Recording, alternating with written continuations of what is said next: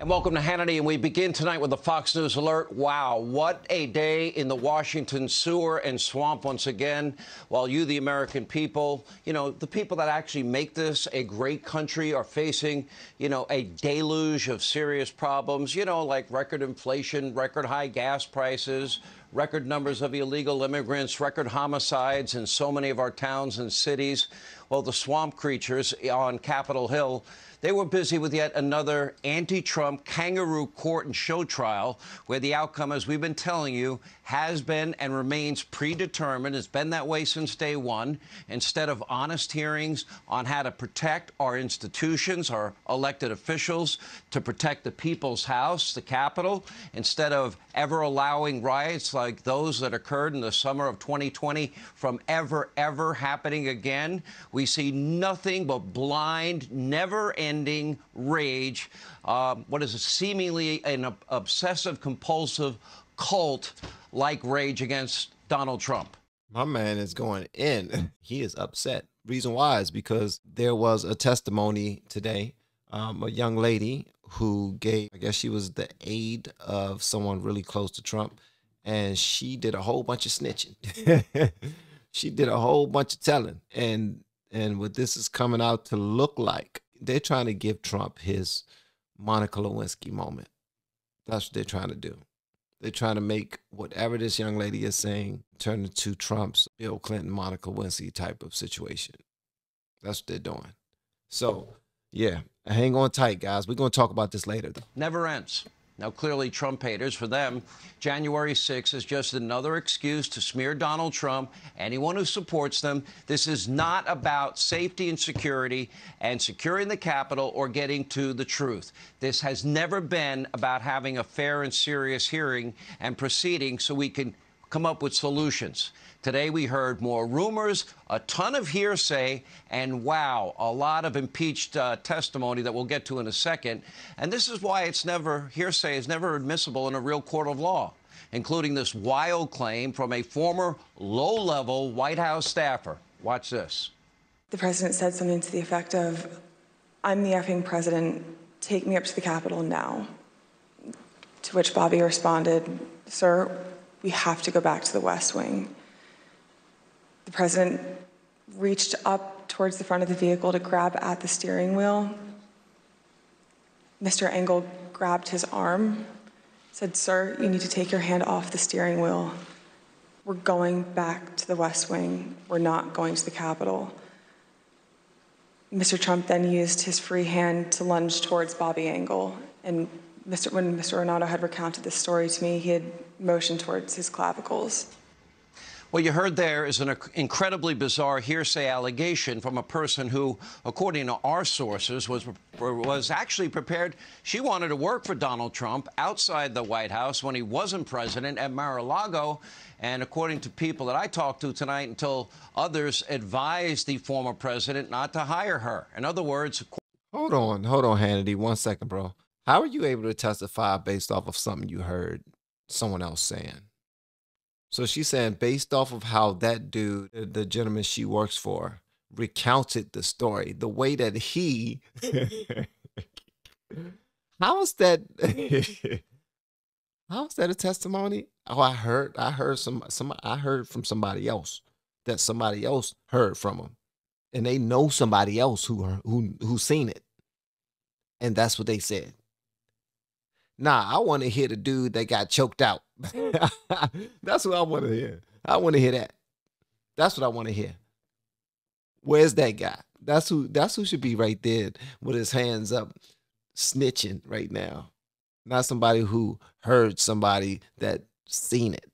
Nah. Until others advised the former president not to hire her. In other words, according to the Federalist and people I spoke to after January the 6th, she wanted to work for Donald Trump, that bad person she's now testifying against. And now get this, according to NBC, by the way, ABC is reporting it, Fox News is reporting it, NBC's Peter Alexander, we have confirmed it here at Fox, quote, "A source close to the Secret Service is telling me both Bobby Engel, the lead agent, and the presidential limousine driver are both prepared to testify under oath, under the threat of perjury, perjury that neither man was ever assaulted and that Mr. Trump, then president, never lunged for the steering wheel.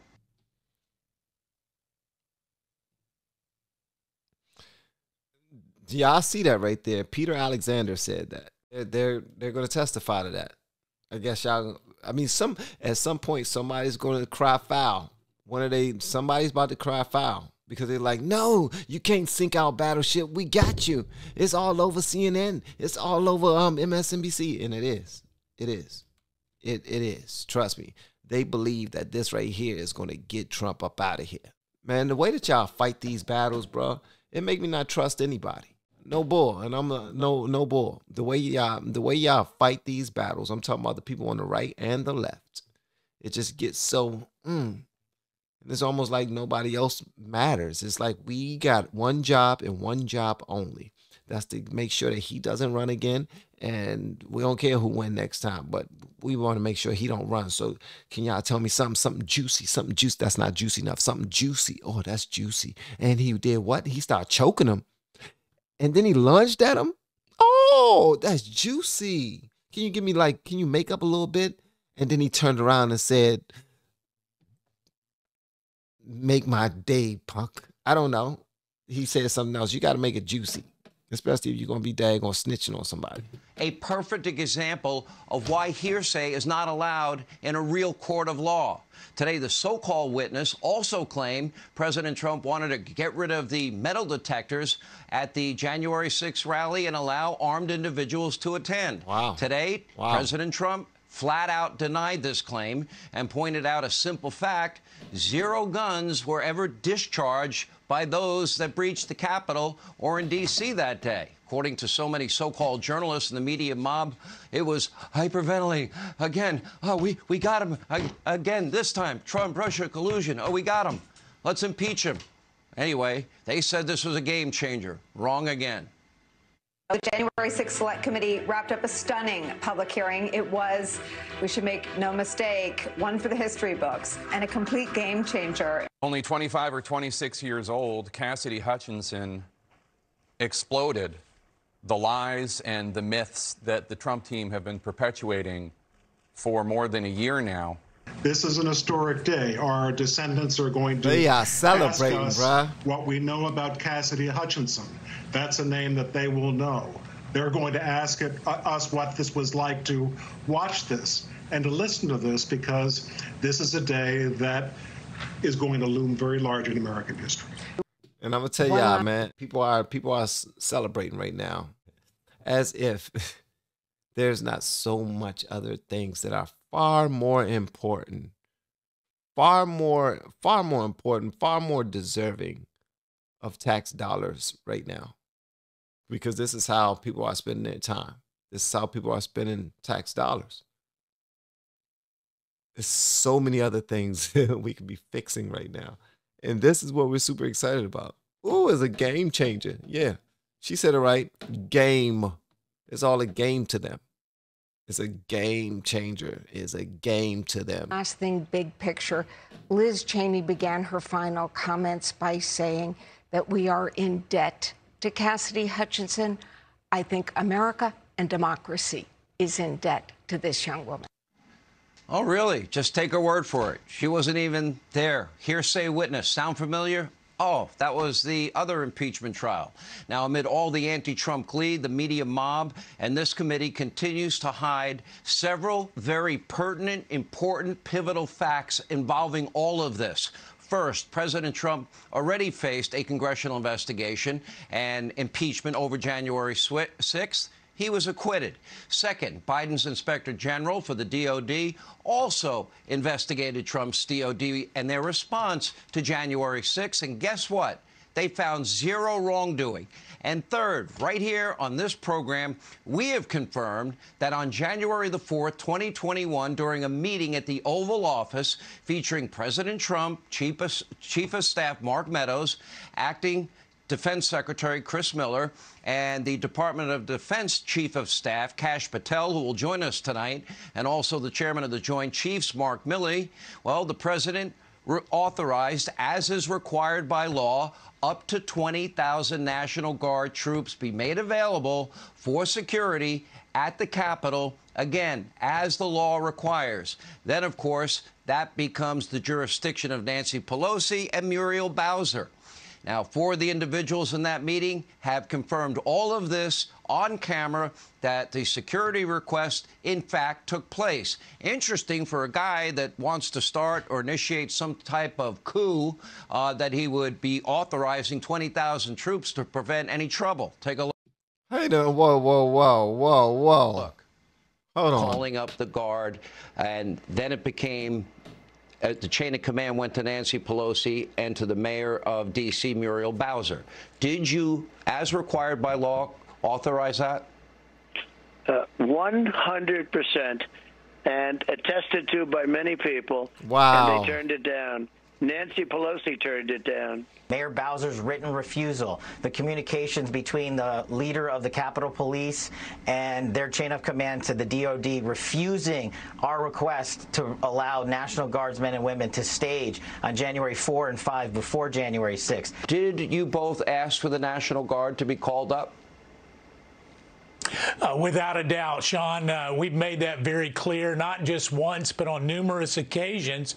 We wanted to make sure that there was plenty of National Guard on the ready in case there was some kind of violence. I had a meeting with President Trump on the 3rd of January concerning some international threats, and at the very end, he asked if there were any requests for National Guard support. What was the president's response to you with regard to the request made by Mayor Bowser? Fill it and do whatever was necessary to protect the demonstrators. And Chris Miller on this program confirmed that. Do y'all know what this means? Oh my gosh. Do you know what this means? Had they listened and they would have granted that request, nobody would have died that day. It wouldn't have gotten out of hand like it got out of hand. It would have actually been as peaceful as possible. It wouldn't have even gone anywhere else. Wow. But now they're trying to, oh, wow. Wow. Yep, this is a game, bro. Of the 4 that were in the room actually testified before the committee and told the January 6th committee this. So why would President Trump make the request if he wanted the Capitol to be breached that day, 2 days beforehand? Why would D.C. Mayor Bowser, in writing, and Nancy Pelosi refuse to call up the Guard? Hold on, to be clear, the District of Columbia is not requesting other federal law enforcement personnel and discourages any additional deployment without immediate notification to and consultation with MPD if such plans are underway. Wow. Sheesh. The mayor wrote that. My gosh. It's her domain. She's in charge of Capitol security. Oh, my gosh. And by the way, Donald Trump made the troops fully available. Oh, man. He fully authorized, as required by law, by the president. They made the choice. It was their jurisdiction to call them up, not Donald Trump's. You may remember that from the summer of 2020. Why did the House Sergeant at Arms and the Senate Sergeant at Arms, why did they deny the Capitol? Yeah, I'm learning so much. I didn't know this.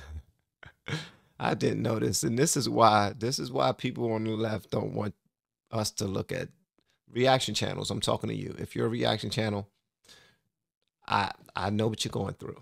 I know what you're going through. I'm just going to say that 1,000%.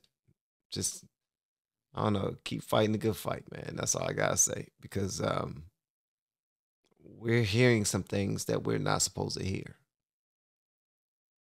Just saying. House Sergeant at Arms and the Senate Sergeant at Arms, why did they deny the Capitol Police Chief's request for National Guard 6 separate times? And by the way, why won't anyone on this so-called January 6th committee ask any of these questions? Why have they not demanded the emails, the texts, the phone records of Pelosi, of Bowser, the Sergeant of Arms in the House and the Senate, the Capitol Police Chief, and Chuck Schumer, who got a letter on January 5th saying the intel is saying we might have violence?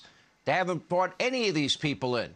Of course, this is not a real committee looking for real answers. It's a political theater conducted exclusively only by people who already voted to impeach Donald Trump. Every single person on this committee, you can't make it up, every one of them have voted to impeach Donald Trump.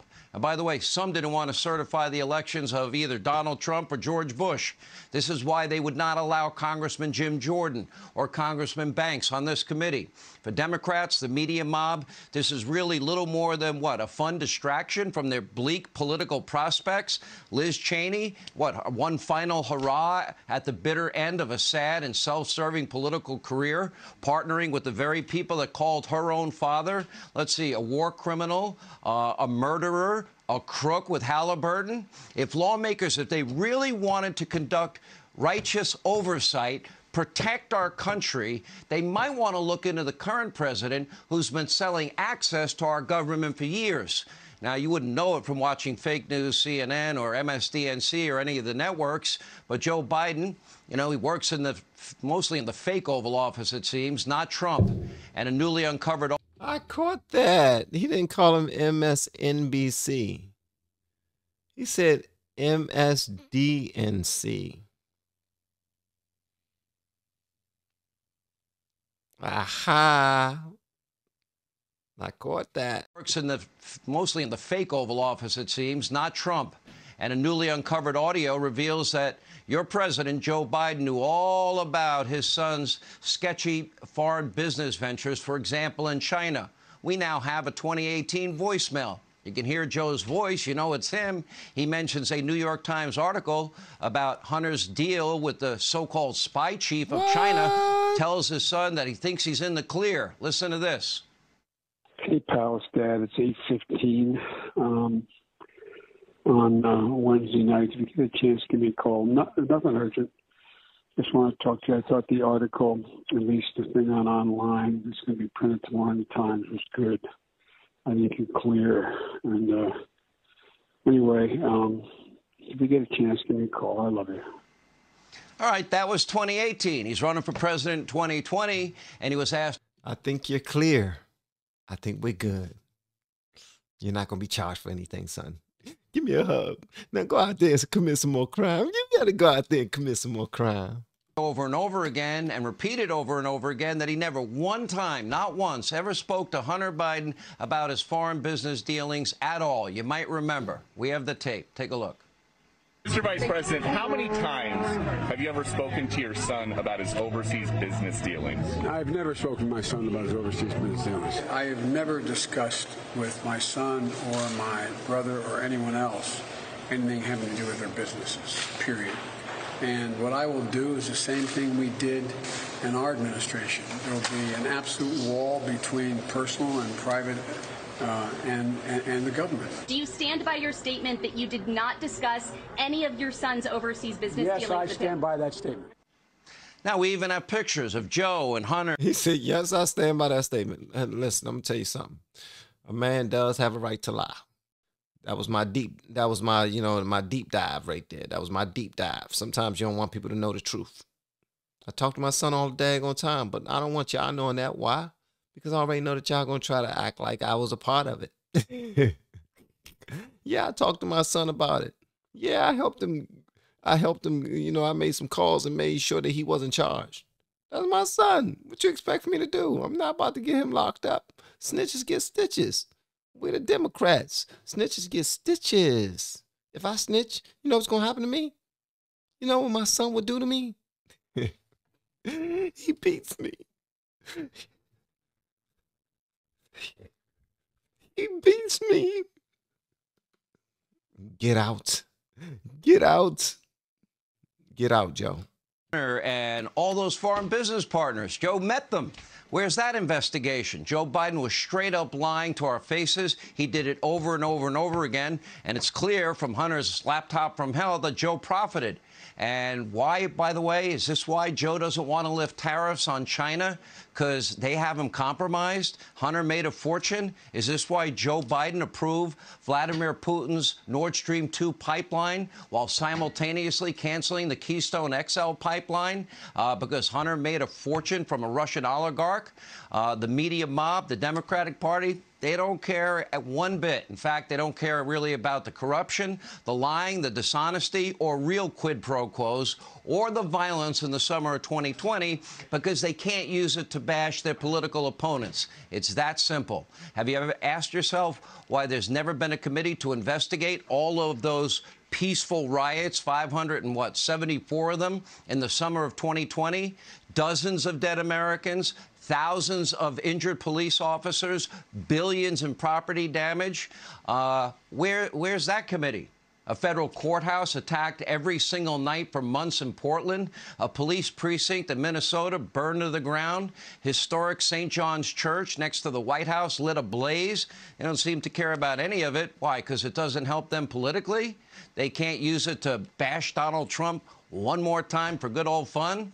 The media, D.C. politicians, were either silent about those riots or didn't want to anger their left-wing radical base. So they either were silent or they lied to us and said they were mostly peaceful, and we know they weren't, or they just outright encouraged it, like Kamala Harris did, by promoting that bail fund for rioters to get them out of jail and telling the mob that, listen, they shouldn't stop, they're not going to stop, they won't stop, we're not going to stop, and you need to take note. You need to beware. Where are those hearings into 574 riots in 2020? And while we're at it, where are the hearings about quid and pros and quos, especially the one with Joe? You know, you're not getting the... This guy's covering every daggone thing. He's not playing. He's not playing. He was like, okay, y'all want to take the gloves off? I'll take the gloves off. I'm barely taking the gloves off, but I'll take them off for y'all. Y'all want to continue to put stuff out there that's, to me, is coming off as a lie because you have absolutely no proof of it. But then your guy is all over the news, literally lying with proof, and then acting as if the proof don't exist. Listen, I just now read the same statement that you read. I get it. Y'all tapped my phone, but I'm gonna tell you like I told you before. It wasn't me. It wasn't me. It wasn't me. Yeah, I know. I mean, that's just what he's singing right there. That's his favorite song right now. It wasn't me. Number one encounter. It wasn't me. You know what I mean? $1 billion unless you fire the prosecutor that is investigating my son who's making millions without any experience at all. Apparently, Democrats, the media mob, were so outraged over Donald Trump's quid pro quo that didn't exist, but they ignored the real quid pro quo. You might recall. We're not going to give you the $1 billion. They said, you have no authority. You're not the president. The president said, I said, call him. I said, I'm telling you, you're not getting the $1 billion. I said, you're not getting the $1 billion. I'm going to be leaving here. And I think it was, what, 6 hours? I said, I'm leaving in 6 hours. If the prosecutor's not fired, you're not getting the money. Oh, son of a got fired. How come he always, every time they show him telling the show, telling the story, he's telling like a tough guy story? Like one story when he was about to get into a fight after leaving the swim pool after the black kids told him about roaches. Y'all remember that? The time when he was in his old neighborhood. There was a whole bunch of black kids that he forced to be in the video with him. Hey, come on over here. Come be in the video with me. Yeah, y'all used to rub my legs. Let me be creepy around y'all. Make y'all be creepy. I'm gonna be creepy. And I'm gonna tell y'all some tough stories about when I used to fight a lot. I used to whip people's tails. Yeah, I went to jail with did he say he went to jail with somebody before and just, I don't know. Son of a, they fired him. All I asked for is, all I did was offer to withhold $1 billion. That's a quid and a pro and a quo by Joe. Remember the media mob? Democrats accused Trump of Russia collusion. They lied for 3 long years. Turns out the only real Russia collusion was Hillary Rodham Clinton's dirty misinformation, bought and paid for dirty Russian dossier. The media mob and the Democrats then lied on the eve of the 2020 election, and they claimed without one shred of evidence, oh no, this Hunter Biden laptop, it's all Russian misinformation, a complete and total lie. Everything they accused Trump of, they are guilty of. Demagoguery rules the day inside this modern really strange, really radical Democratic Socialist Party. But now with massive policy failures at home and abroad, their days in power are likely numbered, and actions always speak louder than words. Hey, Sean.